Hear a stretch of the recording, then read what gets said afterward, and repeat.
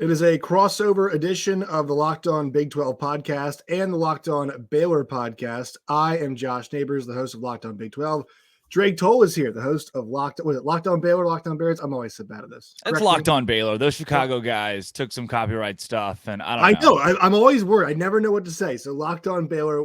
Today we're going to look back on the season kind of in review for the Baylor Bears, discuss what went wrong. There were some things that went right and what's going to happen moving forward for Baylor as the new Big 12 kicks off next year.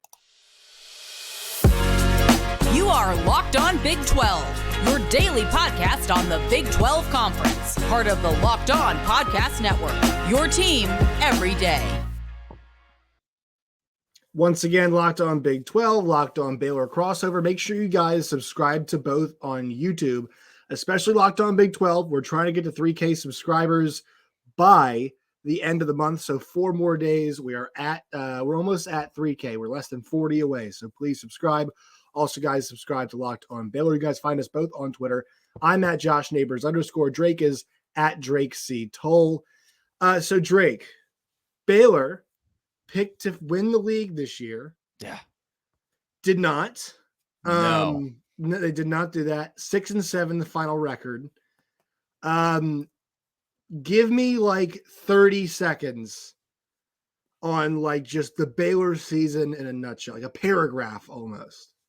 Disaster is a good word to start with. You are preseason top 10 pick to win the Big 12, and you go 6-6. Not only do you go 6-6, but like the biggest blue ball in Baylor football history is 6-3.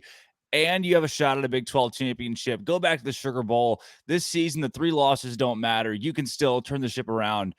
You lose your last 4, including a 30-15 beat down to Air Force.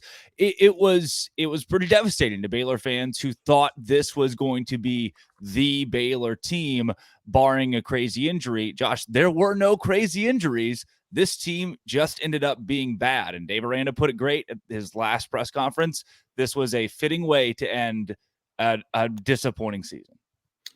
So I think we have to teleport ourselves back in time to the start of the year. Because look, I was as low as I was on Baylor. They were a lot worse than I thought they would be. With that being said, I think we were too high on this group for a couple reasons. Number one, they lost a lot. Like they really lost a lot off last year's team. I know how important the lines of scrimmage are, and a lot of people were correct in assuming, because that is where a lot of football games are won, right? Yeah. That is still where a lot of games are won, and Baylor retained a lot there. But we're seeing these guys on Sundays, Jalen Petrie, right? Tyquan Thornton, Terrell Bernard, and then you got guys even like Abram Smith. Treston Ebner has played a lot for the Bears as well. Yeah. These are all guys who are like, decent to serviceable to whatever, NFL players, which means they were very good college players. And as good as Baylor has gotten with some of the speed on the outside, some of the running backs they have, as good as they were in the line of scrimmage, they also had a new quarterback coming in. I know we saw a little bit of, but not enough, I think, to sell us in the way a lot of people were sold. And I think we're going to see this next year, too. I think TCU is going to get a lot of hype preseason. I think Kansas State will get a lot of hype preseason. And we saw it happen this year with both Oklahoma State and Baylor, and we saw what happened. So maybe it was a preseason buzz. I think the expectations were too high. I'm still with you on this being a disappointment. So I think both can be true. Like, I think the expectations were high, and I think also were too high, and this was also a disappointment. But I know Baylor fans feel differently because it felt like Shapen was supposed to take the offense to the next level, and that's the number one thing I feel like. Am I wrong here? That just didn't happen. Yeah, that was, look, the most popular guy in town is a backup quarterback on almost every team, unless you have a Heisman caliber quarterback taking snaps. And so the most popular guy in town all season was Kyron Drones, we want Kyron, because Baylor fans were looking for one piece of the puzzle to blame. What could we fit in here that's going to change everything this year? And this little thing is tweaked, and Baylor's going to win their 10 games that we were promised preseason. And everyone kind of turned to Blake Shapen. I was on the Blake Shapen train pretty firmly until week 12, really, or the 12th game, I should say. I was ready for him to take the next step and at some point evolve. You saw the Iowa State game, he played really well. Texas Tech, he played really well. He started to fit this role of Gary Bohannon, which was be the game manager, don't turn the ball over, just be safe, and let's go win the football game by the ground and pound. The Oklahoma game was the same way. And then by the end of the year, that Kansas State game was a disaster. Just terrible. Like, couldn't have been a worse football game for a Baylor team that thought they could win it and go to the Big 12 title. And then you get all the way to the Texas game where I thought he was even worse. And then Air Force, like the guy couldn't win for losing. In his last 4 games, 3 of them were just awful. And Baylor fans took a look at that and they were ruthless to him. And now Baylor only has 1 scholarship quarterback, and his name is Blake Shapen. And I think a lot of fans are pretty wary of that. This doesn't feel remotely close to the stability that Aranda had in his first offseason or his second offseason. That's a scary thought for a lot of Baylor fans, and I think it starts with the quarterback. Yeah, so let's stick there. We have to stick there. I think we have to be careful with how fast we get on these guys, right? Because this year is a really good example of this, and I've said this a bunch. I'll say it again here. But Max Duggan, I did not think was great. I actually thought like Chandler Morris was probably the right call. Yeah. At the start of the year, just because if we're talking about short and intermediate passing game, like it looked like he was a little better at that than Max Duggan was. Max got a lot better at that, right? And Max was a lot of all or nothing most of the time, and he changed that. Will Howard, my God. I mean, if you watched him play the first couple of years, it was rough, really rough. So much so that people had talked about, hey, maybe should he be playing tight end? Yeah. And I think we have to be careful with that because we notice like with time, these guys can get really good. Spencer Sanders is a great example of this. I mean, I thought Spencer Sanders at his peak abilities this year, it was basically a one-man show, but he was he could win them. He could single-handedly win them basically any game in this league when he was fully healthy. And that team was not that good, in my opinion. And I think that showed growth there. And like, that's why I'm wondering, people are worried about obviously they're concerned about the quarterback situation, but I want to get your thoughts on this idea of maybe we have to wait. And look, I'm not saying he played well enough. I'm not saying that's not what I'm trying to say, but my point is like, this was his first full year as a starting quarterback. Yeah. And really all the hype last year was based off of 1/2 in the Big 12 championship game. And that was never enough for me. And I'm not saying I've turned the corner completely on him. He's going to be good, but like the guy has ability and he needs to get better and improve, but he's going to have another full offseason, second full offseason as a starter. And look, sometimes guys take 2 or 3 of those. Like not everybody is going to be a 5-star guy who's going to be able to like, you know what? I've got 1 bad year in my belt. I'm a different player all of a sudden. It just doesn't happen for most 18, 19, 20-year-old kids. Yeah, I don't have a coin next to me, but I have a retainer. I'm going to go because I'm at my childhood home. I'm going to go, there's 2 sides to the retainer here, Josh. And the one side, which I have been on more often than not, is give the kid time because he's a kid. This is his first full season as a starter. His offensive line was great, and you can make the excuse of, okay, why did he misuse such a great offensive line? Well, his receivers weren't great. He had a lot of injuries. That receiver room was so inexperienced that somebody said it to me within the staff that he is learning every week with the receivers. This isn't a receiving core that he can lean on whatsoever. He's got to go out there and make big plays because his receivers are so inexperienced. They're going to drop a lot of balls, miss routes, and it's making it even tougher on Blake Shapen. So there's that it's twofold in that, yeah, there are a lot of things this year that stacked against Blake Shapen in year 1 that made things extra tough on him. I think the running back room could be another one. You look at the first couple of games, Baylor didn't know who the running back was. Who's going to be the guy? If Blake Shapen's not throwing the ball well, who's going to run the ball well? And again, that all added up into a pressure for a young kid who's in his first year. Now, on the other side, as many good quarterbacks as you've mentioned, from Will Howard to Max Duggan, who I thought were bad, really, really bad, who in 3 or 4 years develop into elite caliber quarterbacks, maybe Blake Shapen's that guy. But then I give you Donovan Smith and say, here's a kid that I thought really young was like, all right, give him a couple years. He could be really good. And now what? Or take I haven't given up on him yet either, which is funny because you haven't given up on Donovan Smith? Yeah. No, God, no. Oh my God, no. I'm not giving up on that guy. He supposed to be he's not the type of player who should be in an offense with throwing the ball 50 times a game. That's what Tech does. He should. That's not a good fit. It's not a good fit. It's not a good fit at all. And look, we'll get a chance to see him in the Big 12 with Houston next year, right? Yeah. A chance. But like this, I would say the same thing too. And this is the most extreme case. Hunter Deckers. Like, I think there is no doubt. Well, you could maybe say whatever was happening in West Virginia's quarterback situation, but like for a guy that we saw for the full season, Hunter Deckers was the worst. He was by far the worst quarterback that we saw wire to wire this year. But like,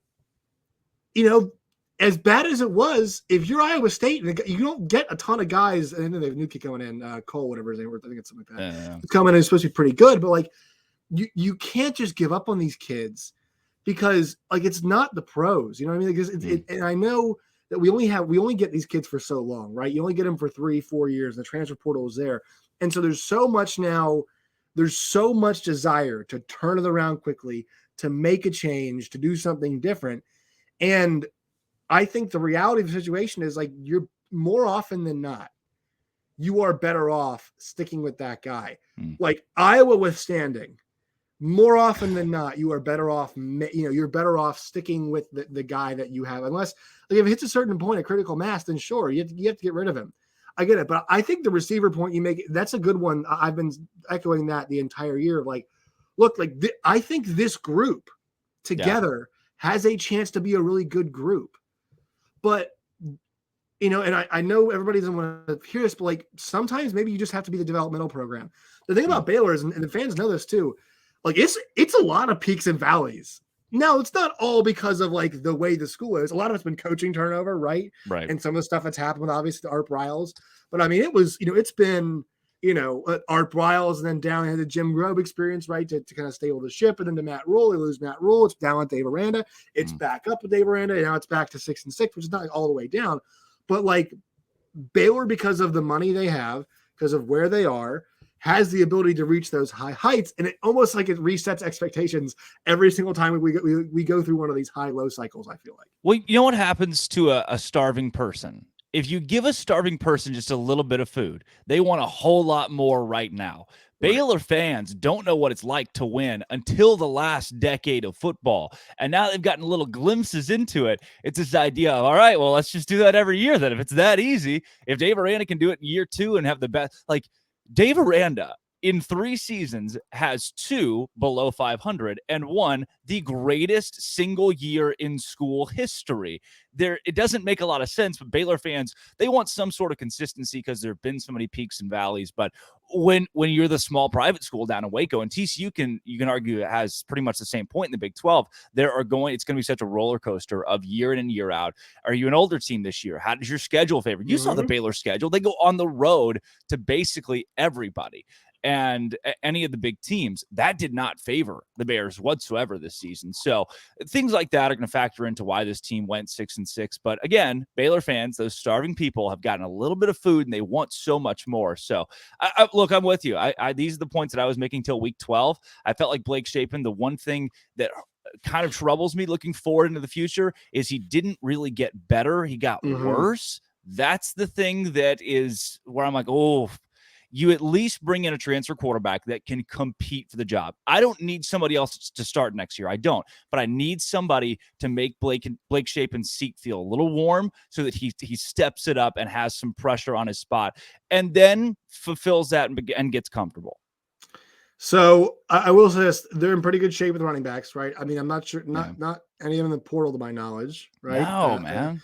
And I believe they all have eligibility, if I'm correct. So it's going to be obviously Richard Reese, who is fantastic in his freshman season.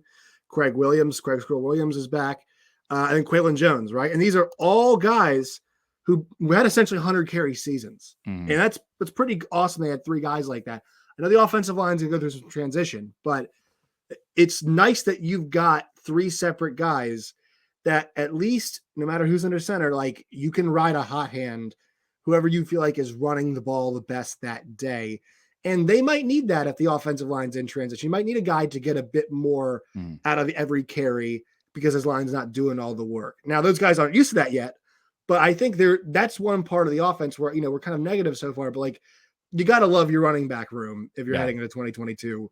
Maybe a guy transfers, but still, if you retain 2 of those 3, like you're in great shape. And if you retain all 3, I mean, gangbusters potentially in that part of the offense. Yeah, Dominic Richardson, too, from Oklahoma State, coming over out of the portal. So now it's like, all right, sweet. I don't know if we really needed an extra running back. Yeah, why did I don't get that.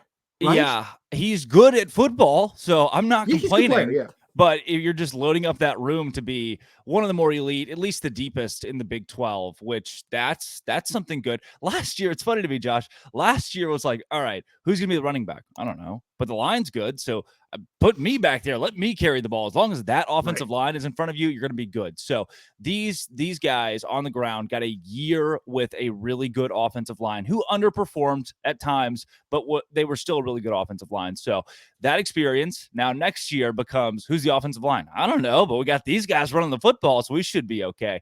Thankfully, there's that transition in this program. And Richard Reese, as good as he was, I mean, he was a freshman, true freshman who nobody had heard of. Look, week 2, it's like, who's this Reese kid on the field and why? We did all these preseason, who can make an impact out of the freshman class. He was on none of them. So the fact that he was that good, and Craig Williams steps into that role as well, Quaylon Jones, and now Richardson, you could see a really good run game from Baylor. Look, there are a lot of positives for this team. A couple portal receivers, portal offensive linemen, but that's the big thing. How do you rebuild this O-line? And also, you don't have a defensive coordinator. I've got questions, Josh, that have not been answered yet, and that kind of scares me. So wide receivers, we touched on a little bit.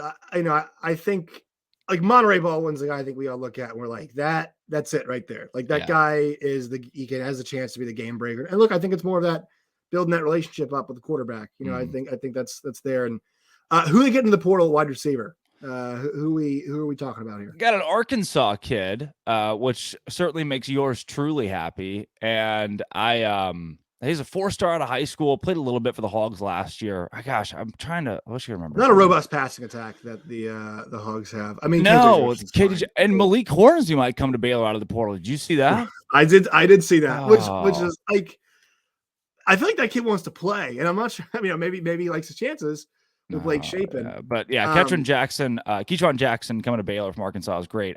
You're right. Like, who threw him the ball there? KJ Jefferson Kennedy. Let's do defense. So I thought there were moments this year where they kind of like they were able to push some teams around a little bit. Texas Tech, 5 interceptions. They completely pushed Texas Tech around. I mean, and they were controlling the game up front. And then you had games. OU had their way with them a little bit on the offensive side of things. And then also, the West Virginia game, I mean, complete disaster up front. Like West Virginia was getting whatever they wanted. And that you can't say that for West Virginia for most of their games this year, right? So what I feel like, to me, they need more playmakers in the linebacking spot and in the secondary. I think they need more guys that can make plays back there. And then their defensive line just needed to be a bit more consistent than it was, I thought. This was supposed to be the greatest defensive line that's ever existed in the history of the world, and that just wasn't. That was the really weird part. I say really weird. Maybe the most weird part of this entire team to me was how ineffective the defensive line was at times this year. Even against Albany in the first game of the season, you're like, they're not getting as much of a push as I thought they would get. And that ended up being consistent the rest of the year. We got to like week 9. Somebody looked at me and goes, where's Jackson Player? And I had forgotten that he was on the team. He was supposed to be this marquee guy out of the portal. And you really didn't see him take that next step toward the end of the year. Siaki Ika's getting double teamed and felt like Gabe Hall had his points and Garmin Randolph. Do we think Siaki Ika just had too much tension on him, or do we think he didn't play with him? Yeah. I think I've heard a little bit of both, and I'm not sure where I watched it. There were times where I'm like, where is he? And there were some games actually where I thought he did step up a little bit. Yeah, I would give you, it is a little bit of both. I'm not going to give him a full escape because you think that when you think those guys, like I wanted him to be this background or backfield just havoc wreaker, and you didn't get that. You really didn't. And even if he's being double teamed against Albany, you're like, all right, this is the game. He's going to eat somebody. He never ate anybody pretty much the entire year. So yeah, I think you should have asked a little bit more out of Siaki Ika, but when they've got 2 or 3 offensive linemen and a pulling guard that are all blocking him, I get why he wasn't as effective as maybe some Baylor fans expected. So I will say this, like the defense wasn't horrible, but this wasn't a conference that was awesome at defense this year, and they were middle of the pack in this conference. Yeah. Where are we on the hiring of a defensive coordinator? Because this is obviously becomes an interesting one due to, we saw Ron Roberts move on, Dave Aranda, obviously a defensive guy, such a really successful defensive guy at that as well. What is the latest buzz on where the Baylor Bears are hiring a defensive coordinator. Yeah, it's not good. At the time of recording this, there's really the buzz is almost non-existent. It hurts my bones and my soul that we, in the press conference after the Air Force game, you knew that you're going to get like 10 questions from these reporters, Dave Aranda and Dylan Doyle, and that's it. He is reclusive. He is a groundhog. He will not take media again till spring football. Right. So you won't see Dave Aranda for 3 more months. And even after they hire a defensive coordinator, you still won't see Dave Aranda. So a lot of questions that have gone unanswered going into this offseason and will remain unanswered. That being one of them is what's the timeline for a DC? Josh, it's December 27th as we're recording it right now at 11:50 Central Time. Ron Roberts was fired on December 1st. It has been 4 weeks since this process started, and Baylor wasn't preparing for a big bowl game. They had the Armed Forces Bowl on December 23rd. So I don't know how, especially with Jim Leonard in the mix from Wisconsin, who's brought so much buzz. There are a couple other coordinators from across the country who aren't still in bowl games. Like, unless he's going to pull something insane with one of these college football playoff teams, I don't know why it's taken 4 weeks, because you're losing so much in the portal by not getting somebody right now who can bring in guys that love him.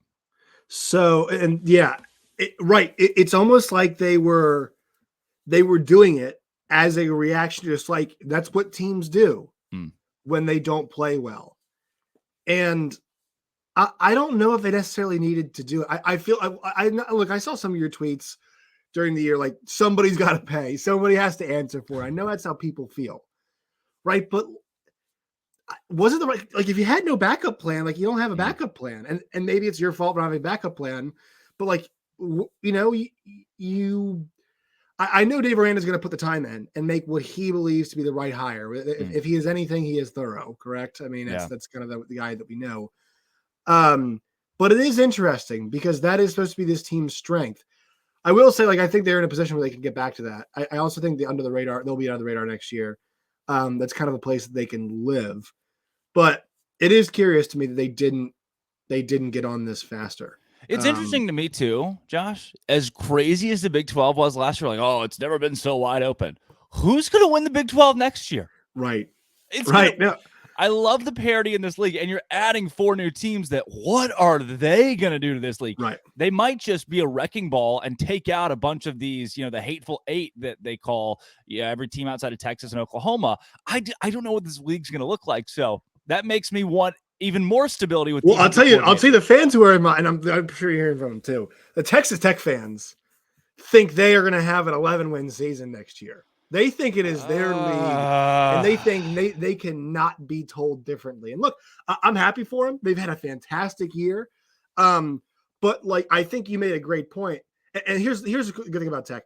This year they're like a good measuring stick, right? They really didn't get blown out until they played Baylor and just got, tossed around at home on Patrick Mahomes Day. And how like they weren't ready for a big game against on Patrick Mahomes Day. My God, what's going to happen when you're ranked and Texas comes back to town, right? They already had to go on the road to Texas next year, right? Or they're going to Norman next year as well. Like, what happens? And they have to go to Baylor next year as well. What happens then? And I will tell you this. This kind of transitions us to like the outlook for next year. You know, Baylor has one of the coaches that he's won a Big 12 championship. He has pedigree winning national championships as a coordinator. He has won a conference championship as a head coach. He has won a New Year's Six Bowl. He has, he's beaten teams that he's lost to early in the year, like kind of all the things that you want to check off the box. And I will say the one thing that we know he did really well from the 2-win season to the 10-win season, or was it a 10 wins? Yeah, exactly. Yeah. The 10-win season was adjusting and like being very honest about what had to change. And, he is not the stick to my guns for the sake of sticking to my guns type guy. And I think that is very encouraging for Baylor fans. So do I know what the changes are right now? No, but I'll tell you this. They got an awesome offensive coordinator, Jeff Grimes, who's still there, right? Which is fantastic. Because people thought he'd get a head coaching job. Yeah. And they've got a really smart defensive mind at the coach. And I know they've lost some guys recruiting. We'll get that in a second. But like, there is a world in which Baylor goes right back to the Big 12 championship game next year, and Blake Shapen takes a step, and the wide receivers look a year older, and the defense, is better. And it can't improve. As bad as it's been, it definitely can't improve. I thought TCU was going to win 5 games this year. I thought they were like 5 games this year because I didn't know what their identity would be. And year one under Sonny Dykes, and they're going. My favorite part about the TCU going 11-1, 12-0, 12-0 with college football or a playoff and everything 12-1, is that they at the beginning of the year they would clip people like you and me predicting their season, and by the end of the year they just stopped because they were like every analyst in America predicted that their over under win total was like 5.5. No one predicted them to be good. Like this same group of players won 5 games last year where the coach was a Hall of Famer. They're like so-called analyst thinks TCU is going to be bad. Like, yes, everyone did. And everybody, it's funny because at the end of the year, people were saying like TCU was my favorite team. And I'm like, I guess you all just forgot what I said the first month of the season. It's, I'll tell you what though, I want to ask you about this. Like the loss of Austin Novosad, that because the transition of the Baylor quarterback situation, like they needed that guy in there. And look, the recruiting class is still pretty decent, but that getting a player like that after a season that Baylor had still signifies that, look, we can still, even on a down year for us, we're a year removed from a Big 12 title, we can still kill it recruiting wise. Everybody says it's always the next class. And I don't know if that's always true because so much happens between last year and now. I mean, it's a year away from the Big 12 championship to the following signing day, right? Baylor's Big 12 championship as we sit right now, and signing day just happened. That's over a calendar year ago. Yeah. So talk about this recruiting class and what it means to lose Austin Novosad, because I know you talked to him. I know you were able to get a chance to get to know him a little bit, and also just kind of the choice and what happened there. It's the best recruiting class Dave Aranda has had, and it was on track to be a top 20 recruiting class when you had Brathwaite and Torian York, and you had Austin Novosad, and now you don't have any of those guys. Those were kind of some of your marquee dudes in this class, and they all jumped ship and went to Texas A&M and Oregon. And the weirdest part to me is the relationship that I got to build with Novosad there late in the game, and how I thought, like, all right, sweet, this kid feels like genuine and has this loyalty to Baylor. And look, I don't want to say that he's not genuine or doesn't have got a dog in the background. I don't want to say he's not genuine or doesn't have a loyalty. But when someone waves $1 million+ in your face or whatever Nike and Oregon wanted to throw at him, like, look, it's tough not to balk at that. And I don't know the kid's financial situation, but that's something you take into account. So I'm not one of these keyboard fans. It's like, oh, I'm so mad. There are things that Baylor is not equipped for that will keep them in, that will keep them losing these recruits. NIL being one of the big ones. They are just behind the punch in NIL compared to a lot of these big major programs. Well, compared to Oregon. Yes. And really compared to, look, and you can say the same about Iowa State. And you can say the same about a lot of these Big 12 schools that just haven't met the SEC, Big 10, or even Pac-12 caliber of NIL. Baylor being one of them. This is going to be a trend moving forward. And it sucks, but it's the new age of college football. And if Dante Moore takes 48 hours to decide to go to UCLA, Austin Novosad's at Baylor. That was the catalyst. Dante Moore decides to go to UCLA 48 hours before signing day, and that's when Oregon said, we have to have Austin Novosad. Give him the bag, give him whatever, we'll take him.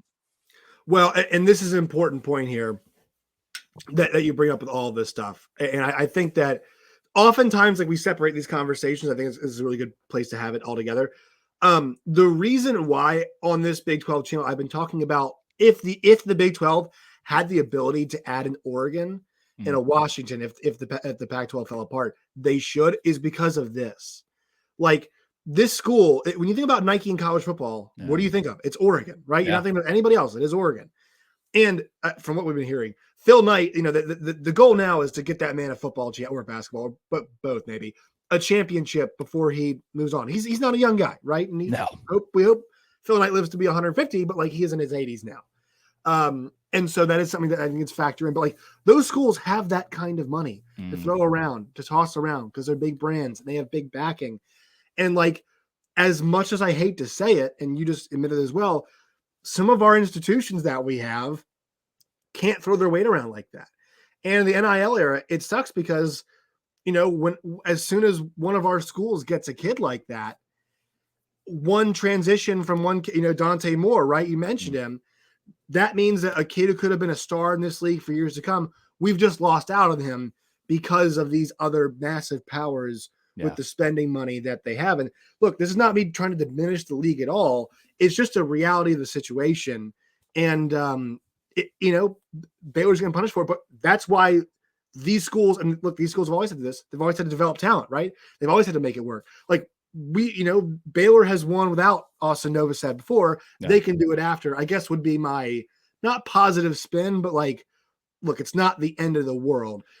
As much as getting him would signify, where this program is, you can still win without him, although we'd love to have him.